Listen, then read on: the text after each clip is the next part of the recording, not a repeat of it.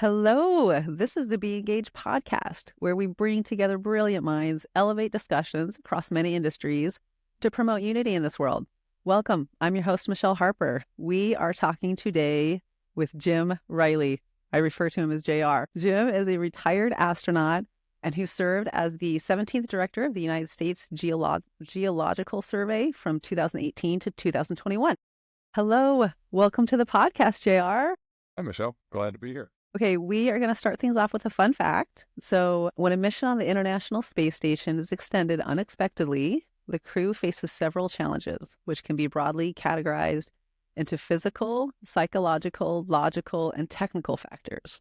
So addressing these challenges involves just careful planning, regular psychological support, effective communication with ground control, and the flexibility to adapt resources and schedules. So talk us through that. You've been up on the International Space Station how many times, and what do you think about that fun fact? So I flew 3 missions. The first one was to the Russian space station Mir, which was a very interesting experience in many ways. And then 2 missions to assemble the International Space Station. My first ISS mission was to install and then utilize the airlock on board. So Mike Earnhardt and I did the first EVA out of the International Space Station. And then the second mission to ISS was my last one, which was STS-117. We put on the starboard set of solar arrays. There's now 4 sets of solar arrays, and we put on the first starboard set. And we actually, I think we set a record for a payload going to station with that particular payload. What's it like? And then what are they thinking if their mission is extended now? So the 2 things immediately come to mind, especially when considering Butch and Suni, is that they were scheduled for a very short mission. So 4 days, I think, was their stay on station, and then they were going to fly the Starliner back as the test flight. And obviously they ran into some issues with the propulsion system and a couple of other things related to the propulsion system. And the decision was made, and wouldn't say an overabundance of caution, but it was certainly the most cautious approach was to fly Starliner back on its own, which is what I would have done if I had been in a position to vote on that as well. Okay. What that does for them, though, is that they are now, I hesitate to say stuck on station, but they are now in an extended mission duration, certainly. Extended mission duration. Yep. And so the biggest things that you would not necessarily think of is where's their clothing? Right, because they didn't pack for a long trip. Yeah.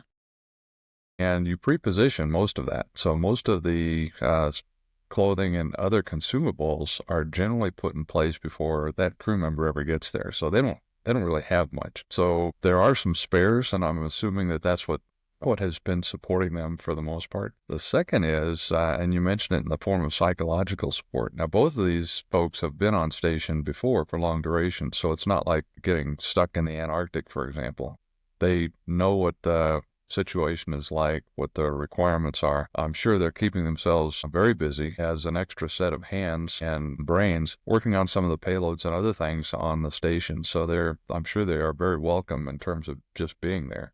Very busy, I'm sure, with the ground, keeping their schedules pretty well loaded with things to do. So that part won't be bad, but the psychological part that's probably the most impactful, and would be for me, is that I'm not coming home in a week. I'm going to be up here for several months, so I won't see my family. So good news is they have the ability to do what you and I are doing now, in that you can talk directly to them and have video conferencing, but it's of course not like being there, right? So you can't see your family, but it's much better than what it was back in the day, right? I'm at that age where I can say back in my day. Back in your day. But, yeah. So you couldn't do video discussions, right? It was just very limited.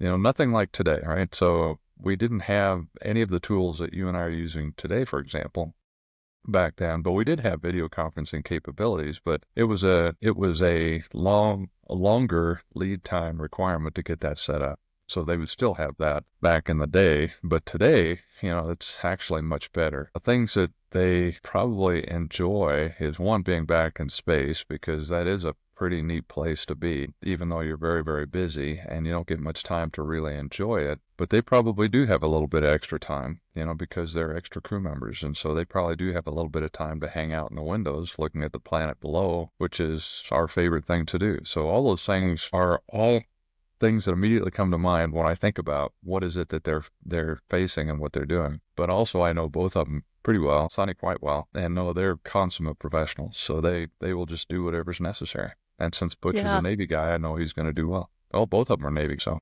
Yeah, I read Suni. I read that she had a 6-hour walk. It was the first time that they'd been out, a 6-hour walk since June, since they've been up there. I want to say it was in January. And then Butch is going to be next here. I think it was actually January 23rd is when she did that 6-hour walk. And now Butch is going to be on the next one. That's just what I read this morning. That is, doing spacewalks is pretty impressive from a lot of standpoints. I was lucky enough to do 5 of them.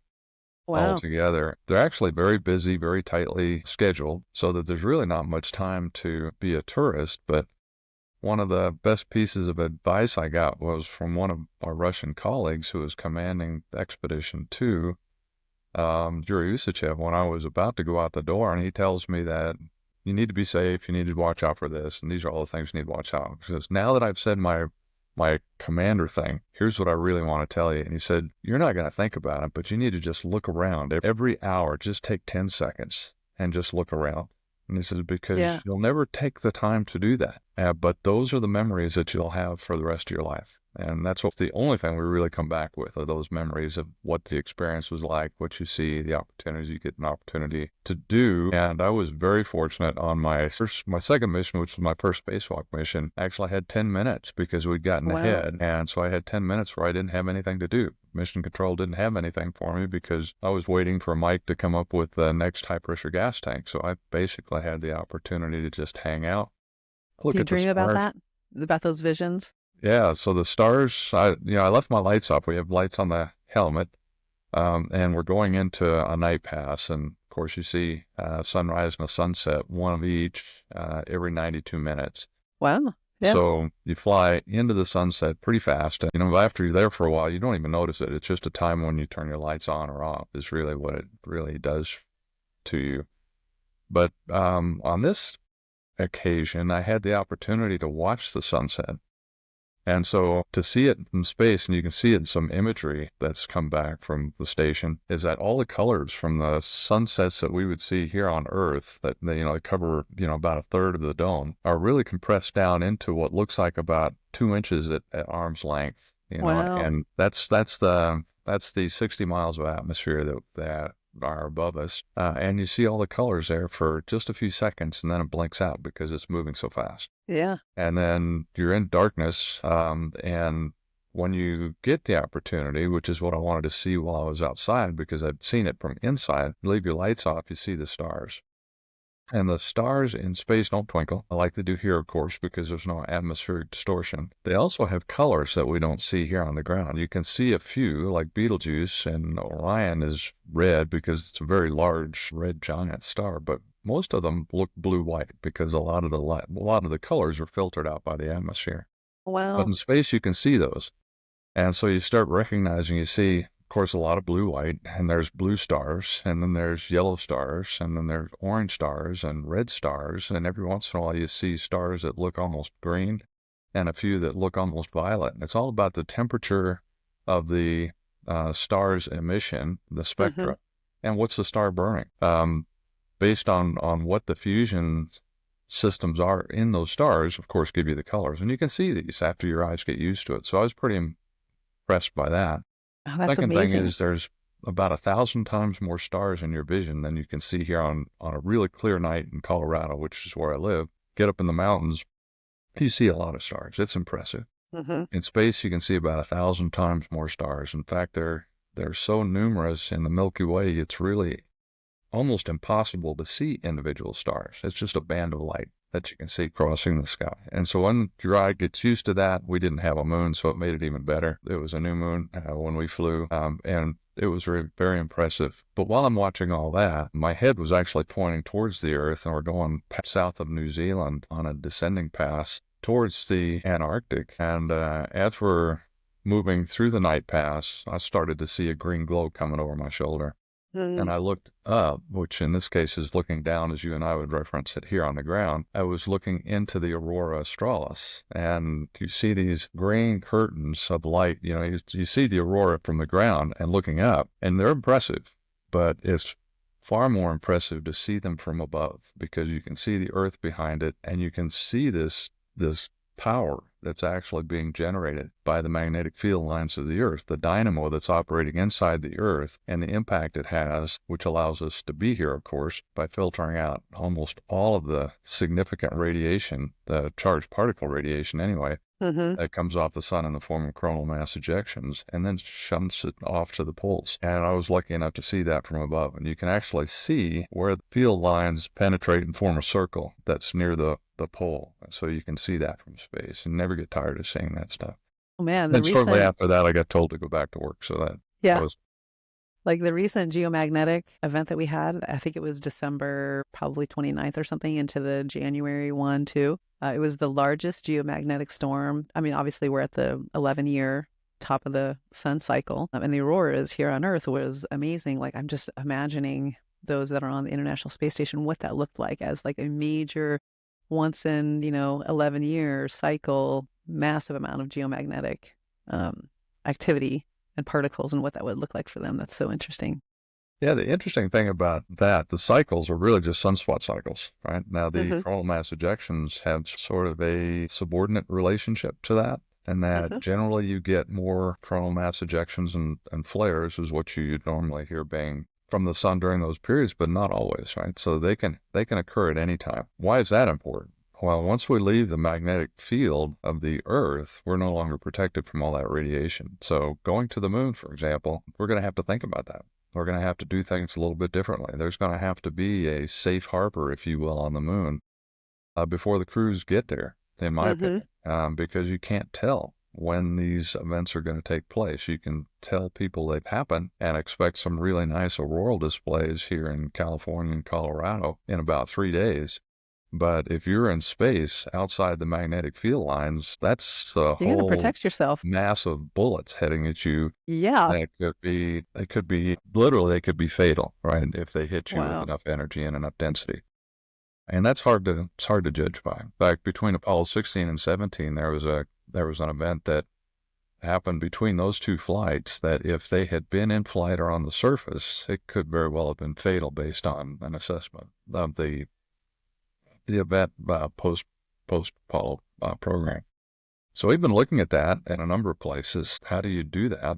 Because it's very expensive to haul things into space. You could take a module of the space station and put it on the moon, but it's really expensive. Right? It's far easier to put something on the moon that you cover up with regolith, what we would call dirt here on the ground on Earth, and cover that up with enough thickness that it would be a good shielding material. But you're going to have to do that with robotic systems before the crew ever gets there. But we have to think differently, about going to the moon, and certainly Mars, because you're going to be gone for, as long as 550 days, on a mission to Mars. And so you're going to have to build all of this stuff before you ever get there. So you utilize an awful lot of things that are what we call in situ resources. And in situ is things like the regolith on the moon, but it's also petals that you would otherwise throw away, and polymers, for example, and electronics. All these things are recyclable, so we have to think about all of that. So it's going to make us do a different approach to Moon to Mars. And that's a very exciting place to be. And this is also an exciting place to be because what we would call artificial intelligence these days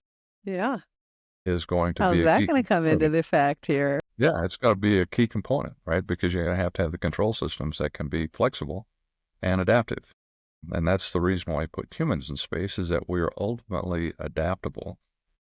Just like Suni and Butch, they've had to adapt from a 4-day mission to one that's several months long. Yeah. But the other thing, too, is we do adaptive reasoning. You see something that's out of the ordinary, you go, what the heck is that? And then you start working on what could it be? And we do a pretty good job of that. Sometimes we're not very fast at it, but we're usually pretty effective. And machines can't really do that yet. And so we're still looking at how do you build that capability. We're a long way from a human intelligence. There's the heuristic capabilities that is in one Stanley Kubrick's movie from 1968 that was very prescient in many ways, but we don't have that kind of capability in our computers. It just doesn't exist yet. Yeah. But it will eventually. I think by the time we actually put humans on Mars, we're going to have another set of crew members that are digital crew members and not physical biomechanical I would agree with crew that. members like Yeah. us. To reduce the stress. Fantastic fun fact. I love it. And That was Suni a and long fun Butch. fact. Well, best thing about podcasts, we've got time. So now into the main discussion. So how long have we known each other? It's been, is it like 4 years? Something? Yeah, 4 years in August. Okay. I have enjoyed every interaction we've had. It's just so much fun. And your knowledge is amazing. I was reading your bio, and NASA selected you to be in the astronaut program in 1994. However, you had a full kind of life before that. So in 1977 to 78, you did a scientific exploration with Mary Bird Land, West Antarctica, as research scientist specializing in stable isotope chronology. Yeah. What the heck is going on, JR? Tell me about that. So I became a geologist, and then I finished my bachelor's and got interested in geochronology, which is really looking at stable isotopes. In other words, as you take an isotope of strontium, in this particular case, it will decay spontaneously to another isotope of strontium.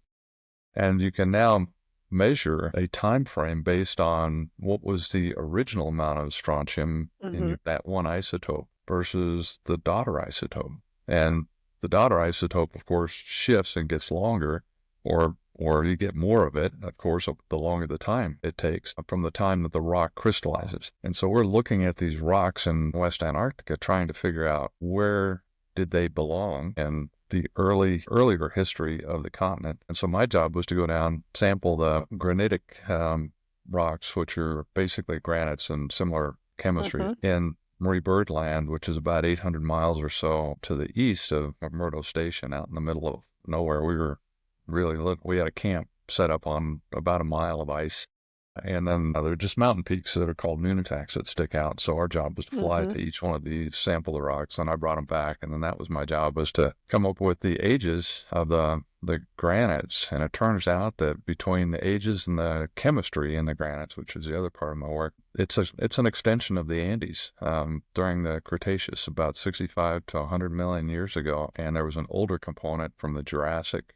And Jurassic, of course, is, the sort of the peak of the dinosaurs that everybody's familiar with, T-Rex and others. And so there were two components in there, and all of that indicates that the entire stretch from West Antarctica all the way up through South America, through parts of Central America, because it's been disturbed quite a bit, into California, all the way up into Canada and Alaska, that was all one big volcanic belt.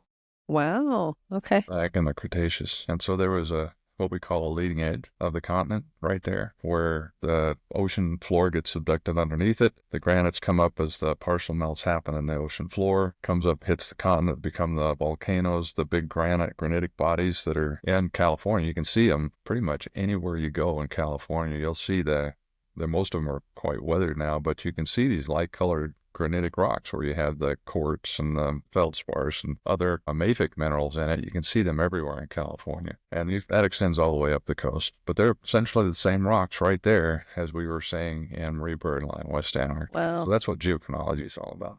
Yeah, you're in history. You're in some serious history, some long history. This weekend, my oldest son actually had a great question. We were talking about, the speed of light, and we were talking about the Webb telescope and what we're seeing. He asked, actually, when people look at us, people meaning something out there, if there is something out there, look at us, what time do they see? And I said, well, it depends on when they started their RF signal or whatever. And so then we talked about Webb, and I looked it up, and the Webb telescope, what we are seeing and coming back from Webb right now is, in fact, billions of years old.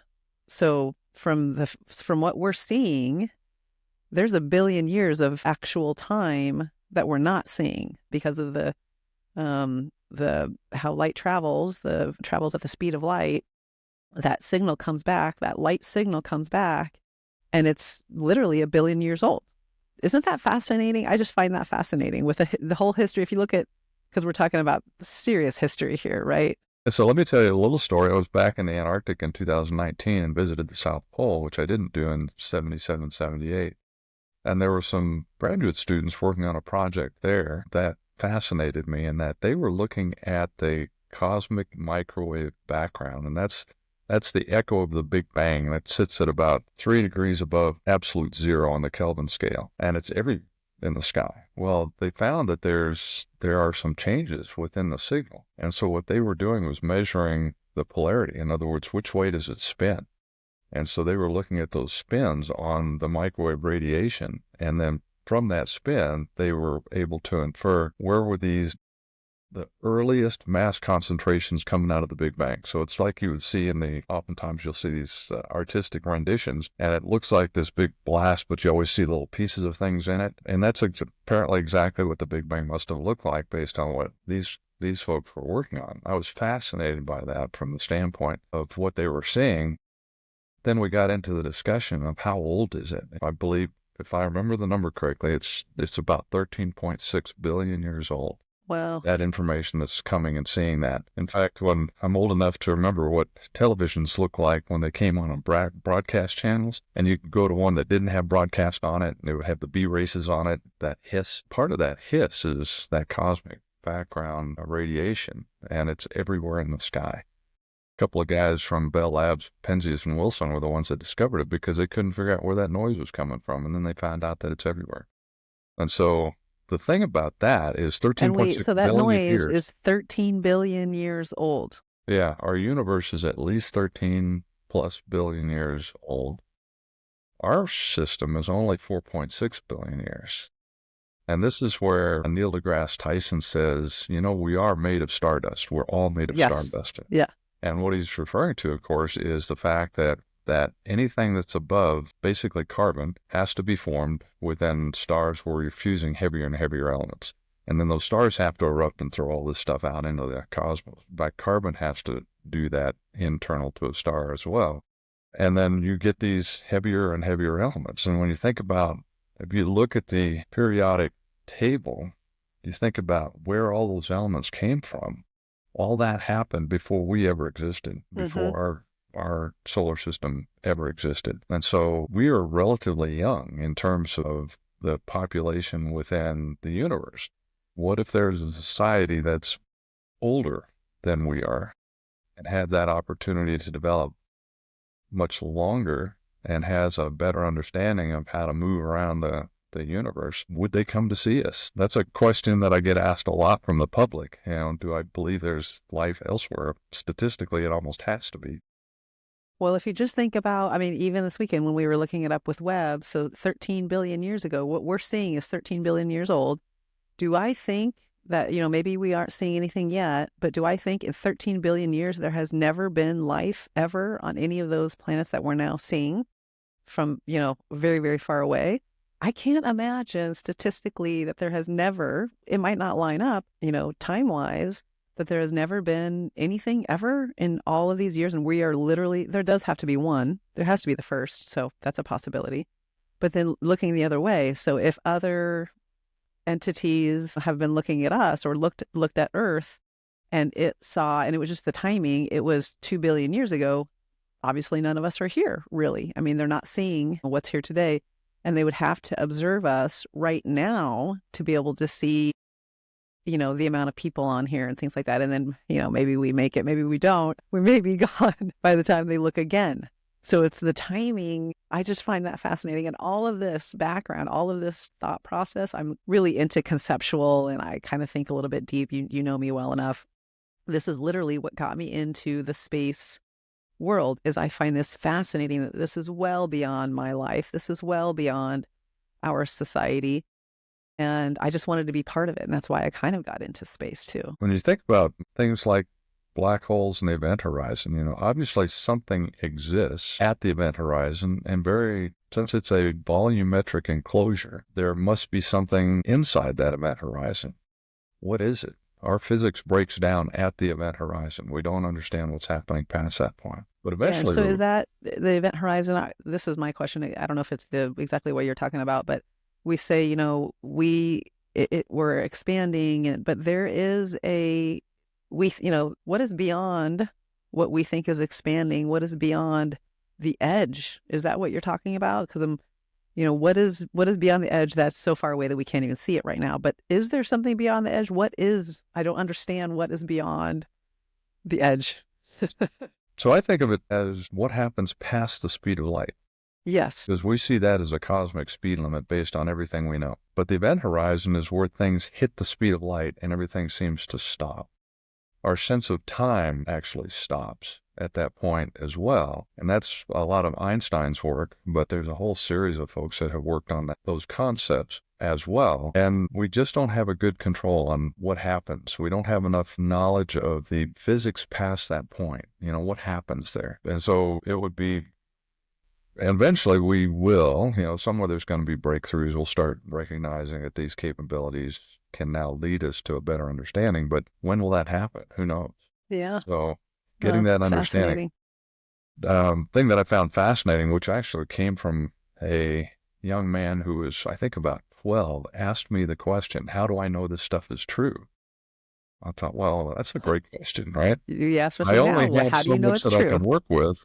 And that's what I can gather from what I read and what I hear when I'm talking to people like Neil deGrasse Tyson that think about this stuff far more detail than I do and learn from them every day, on what can I get to help explain some of the questions that we still have to answer. And that just runs across the gamut of, starting with the planet, which is what I do as a geologist, out to where did the planet come from? And then what's out past that? It's an interesting challenge, especially for our younger kids on identifying where do they want to work. And somewhere out there is that kid that has that spark in them that will look at it and go, wait a minute. Or they'll say the ultimate act of human ingenuity is, that's funny. That doesn't make sense. And then they work it out. Those are the things that'll change the way we do business because the distances are just so vast. And if you travel even at the speed of light, it takes you thousands of years to cross the universe. And so how would you ever get there? You can't. It's just not possible. Things will have to be different. Of course, that's where Star Trek and things come from, right? Until you bend time. The other side. Basically. Let's make a leap and see where we go. So you worked on both the International Space Station and the Mir, the Russian one that you just talked about. And then you ended up being the astronaut office lead on shuttle training in 2007 in the STS-112 or 117, it looks like. And then ultimately, you were designated as the Payloads and Procedures Operations Lead for the Astronaut Office ISS branch. Like all this, how did you get into these positions? You were interested in geology. You've exceeded, I'm imagining from our discussions, I know that you've exceeded your own expectations. How do you even start doing that? How did you get to Two things, and I tell kids this a lot, is when you're early in life, most of us have some sort of dream that we want to go do. And for me, it was being an astronaut. And that actually happened. I remember the exact moment it happened. I was in a dentist chair in Vancouver, Washington. John Glenn was on orbit on his first mission, and he just got approval for his third orbit. And the dentist was listening to John talking to the ground because we didn't have communication satellites at that time. So whenever he came in contact, they would broadcast it. And it was maybe 10 minutes most. That was the most it could have been. And it seemed forever to an 8-year-old. But I'm sitting in the chair. The dentist is listening to this. He comes back over to me because, do you realize that's a man in space? This guy is flying around the Earth in space. He was fascinated by it. And he goes, do you think you might like to do that someday? And I remember the thought was, yeah, anywhere but here, right? Because I was in the now in this chair. Yeah, get me out. But it triggered the thought. And then I followed all the crews. And then at the time that I was going to school, university, the only way to become an astronaut was really to go through the military, become a fighter pilot, test pilot, and an astronaut. So simple 3-step process.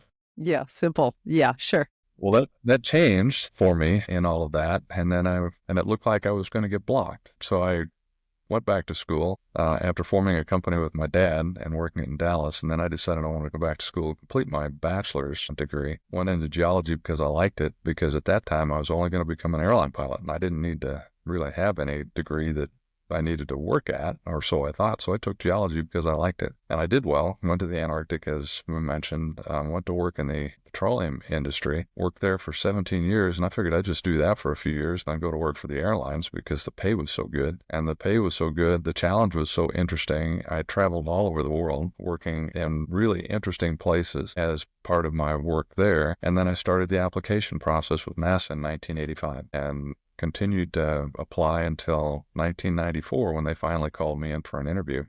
Well, so 9 years. You stayed after it, Yep, and I'm not writing unusual. letters, applying. Yeah, and I'm not unusual. Quite a number of the folks in the astronaut office all were like that, in that they would apply multiple times. There were just a few people that I knew that got in on their first try, and they were, as you might expect, pretty exemplary individuals from every standpoint, and incredibly bright. Now, getting back to the question about all those jobs, I was at NASA for 13 years, but I only flew 3 missions. And those 3 missions only devote about 3 years of your life. And so I had 10 years that I was doing other things. And so in those 10 years, you get these other jobs they would call technical jobs in the astronaut office, where you support programs or objectives for what NASA's doing, and you represent the astronaut office. And so I was working in, the very first job I had was actually flying all of the software that's aboard the space shuttle before a mission. And we would do that at night in a engineering. Like test and checkout of the software system. You're like, So we fly the software. So I've flown every piece of the software under every condition that could possibly exist, even emergency conditions, just to verify that it works, which in was the simulator. For you're like, somebody like me was a blast. I just loved it.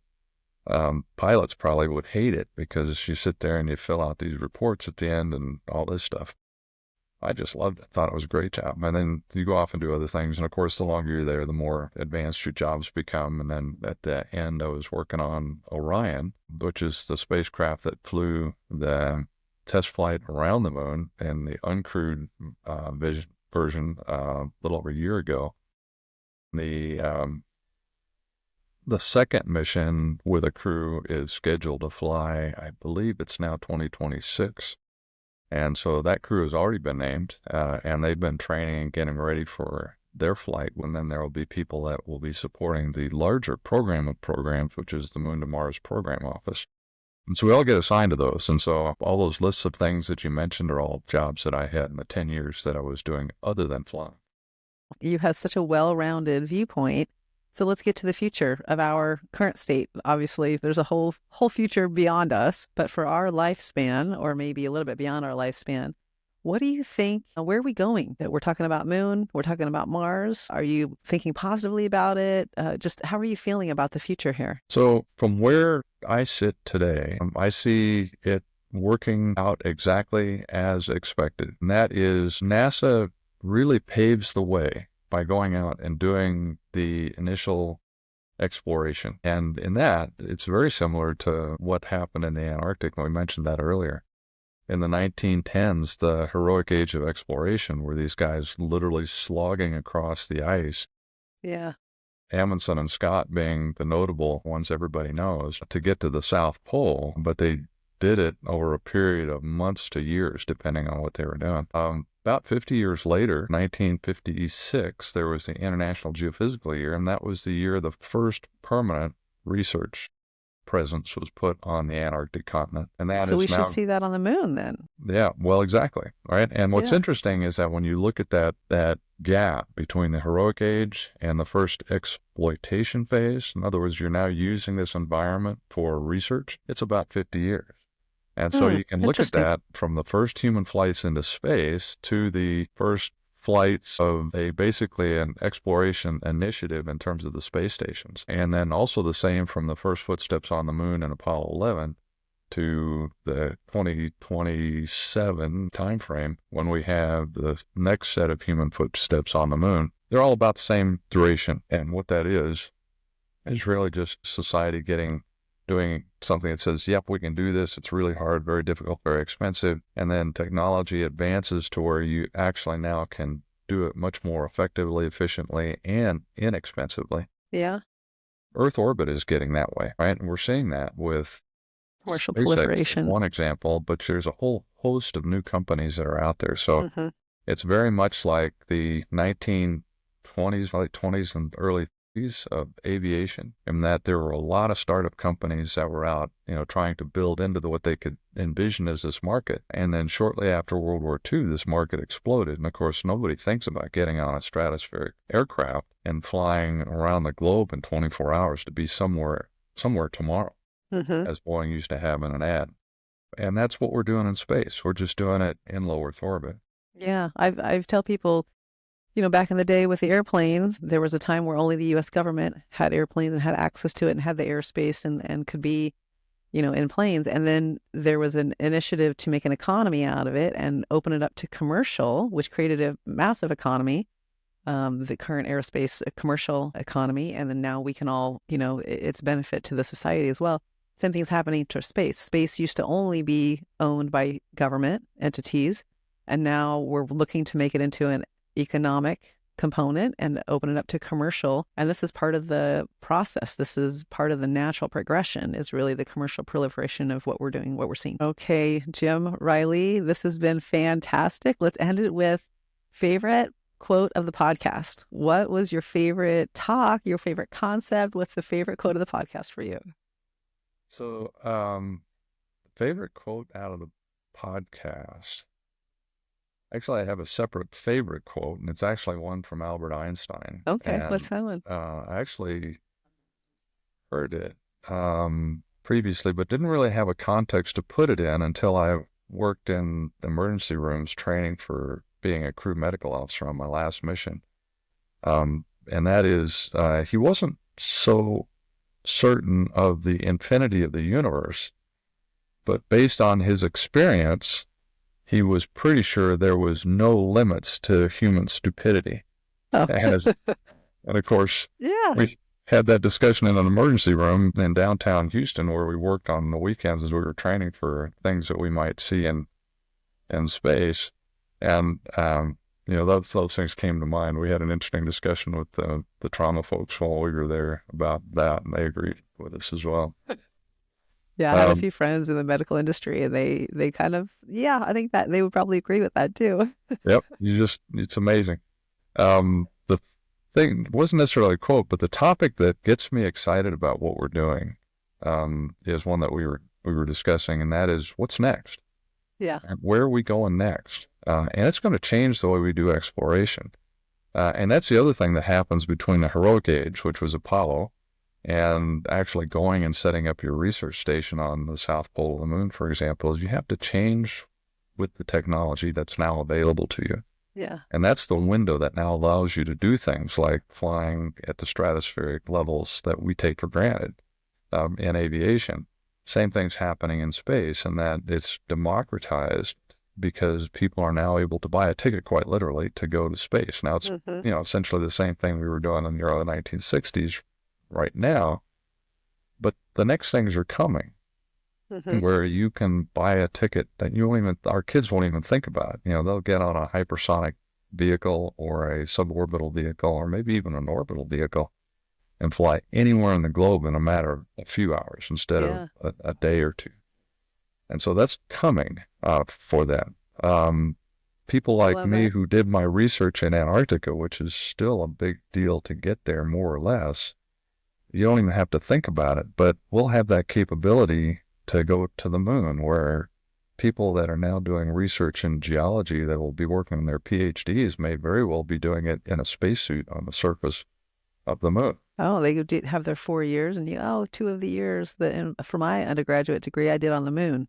Yeah. Interesting. I just imagine that because, I was in Antarctica, which is very similar in many ways to the moon, except, you can step outside and the air is still there. The really exciting piece, the part that I love working on today, is how are we going to do Mars? Right? Because even at the speed of light, which we were talking about for our RF transmissions back and forth, you could have as long as 40 minutes two-way travel time. If you had to respond to an emergency from Mission Control in Houston all the way to Mars and have something come back that said this is what's happening, it's too late. There's too much latency. And so because of where we are today and working with what we referred to as AI, we're going to be having to build those capabilities so that you will have literally digital crew members operating in the environment on Mars that will be operating your habitat, operating your reconnaissance systems, operating your communications and your time